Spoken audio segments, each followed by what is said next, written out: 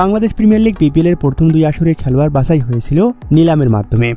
পরে 2015 সালে চালু হয় ড্রাফট পদ্ধতি, যা গত আসর পর্যন্ত চালু ছিল।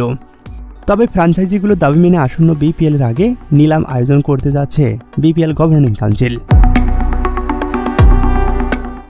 আগামী 17 নভেম্বর অনুষ্ঠিত হওয়ার কথা ছিল বাংলাদেশ প্রিমিয়ার লিগ বিপিএল এর নিলাম, তবে জানা গেছে সেটাও বেশ কয়েকদিন পিছিয়ে যাচ্ছে।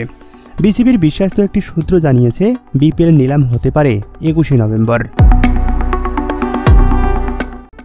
12 বছর পর আবারও ফিরে এসেছে নিলাম পদ্ধতি। নিলাম পদ্ধতি ফিরে আসার মাধ্যমে প্রতিটি দলকে অন্তত 13 জন দেশি খেলোয়াড় দলে নিতে হবে। একটি দলে সর্বোচ্চ 16 জন দেশি খেলোয়াড় রাখা যাবে। দেশি খেলোয়াড়দের জন্য প্রতিটি দলের বাজেট 4.5 কোটি টাকা। তবে যত বেশি বিদেশি খেলোয়াড় সাইন ইন করা যাবে।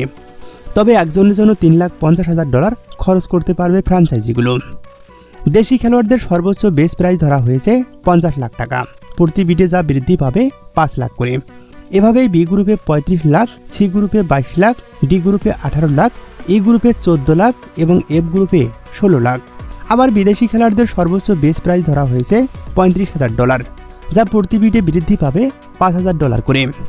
এভাবেই বিদেশিদের জন্য বি গ্রুপে $25,000, সি গ্রুপে $20,000 এবং ডি গ্রুপে $14,000, ই গ্রুপে $10,000। সবকিছু মিলিয়ে ভিন্ন এক বিপিএল আয়োজন করতে যাচ্ছে বিপিএল গভর্নিং কাউন্সিল।